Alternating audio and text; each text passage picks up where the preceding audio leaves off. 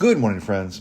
One of the things I really want to stress from this past Sunday's sermon is that while hypocrisy is a real temptation and something that we should avoid strenuously, there are still definitely times when the enemy, be it the spiritual forces of evil or simply our own sinful natures, the enemy can really point an accusatory finger at us, claiming that we are hypocrites when we're not.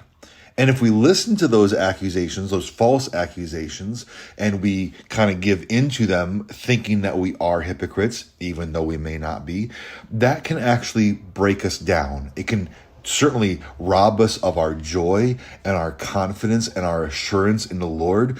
And it can even throw up roadblocks in our own minds between us and God, thinking that, we have a broken relationship with the Lord, assuming that when we in fact don't.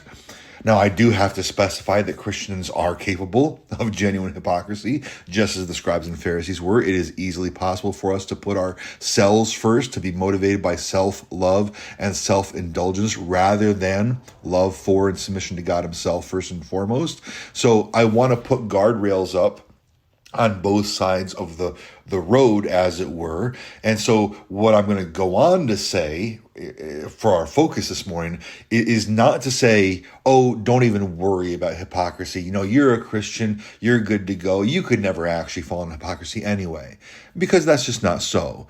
But if we assume it is, if we assume we couldn't be hypocrites in any possible way, well, there's that statement from the Apostle Paul that we who think we stand should take heed lest we fall. So I just need to put that disclaimer in there because we do need to examine ourselves soberly and acknowledge whatever sin might actually be within us, because that honest self-examination is actually part of what will prevent us from falling into such hypocrisy. Because once again, the chief accusation that the enemy will level against God's people, calling them hypocrites, is the idea that God's people do indeed have sin. We do indeed continue to struggle with sin. And in some measure, we might still be sinning a similar sin or even the same sin throughout the years of our lives. And that's the accusation that comes to us, that, well, you're still sinning. Now, in God's awesome power of sanctification, it is our definite hope to be sinning that sin less. But the idea that a certain sin is just going to be eradicated completely this side of glory isn't going to happen. At least the temptation of that sin, it's not going to go away completely, which can lead to these accusations against us coming up all the more. Let me give you an example of how this might happen. Over the years, the Lord has helped me to overcome certain self-indulgences, certain self-oriented obsessions, and they were big ones. I have mentioned both these before, at least in passing, but once upon a time, I was basically enthralled by whatever next newest computer game was going to be released, as well, as just in being enraptured by the anticipation and the consumption of the next week or season of NFL football. I was completely engrossed in both. Now, that isn't to say that computer games are inherently wicked, nor that the game of football is inherently wicked. But my obsession with these things absolutely was. And over time, the Lord gave me victory over these obsessions. I still own a computer, and it still has games on it, which I still occasionally play, but it no longer has a hold on me. And I still own a TV and still have access to football, but honestly, I haven't watched a full game all the way through in years. I haven't seen a Super Bowl in years. And again, I'm not saying that you're wrong or sinful if you do watch football. I just can't because of that obsession. And I don't want to go back that way because God has given me victory over some of these specific sins of self-indulgence. And so I don't want to go back to them. But does that mean that I never struggle with any form of self-indulgence anymore? Of course not. Some areas have been conquered, and all glory to Christ. And again, I remain watchful with reliance on Christ, that old enemies don't rise again, even as we referenced from Paul a moment ago.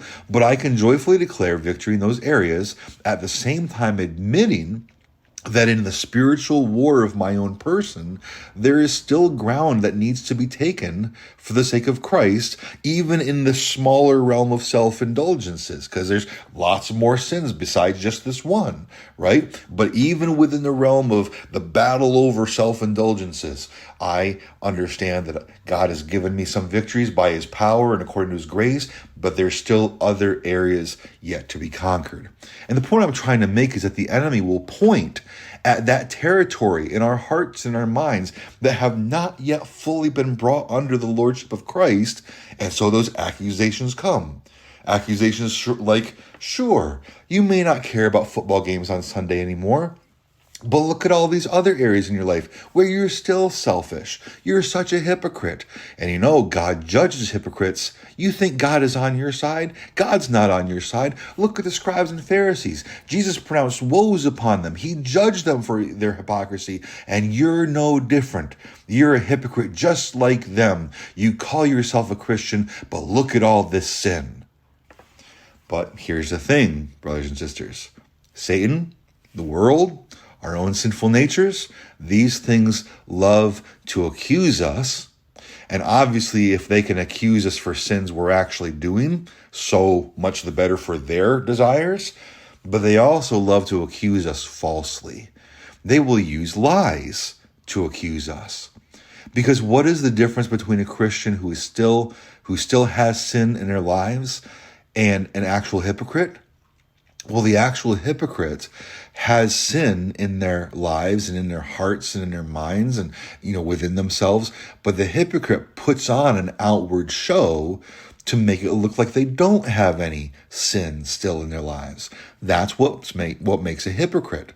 But when a brother or sister, excuse me, and so in this case, when a brother or sister shares a struggle that they might be having, you're in a Bible study, a small group, a prayer group, someone shares maybe a sin, and you know that you're struggling with that same sin, but you talk to them as if you've got it all figured out and you've got the answer that they need to hear because, after all, you're pretending that you're doing just dandy in that area.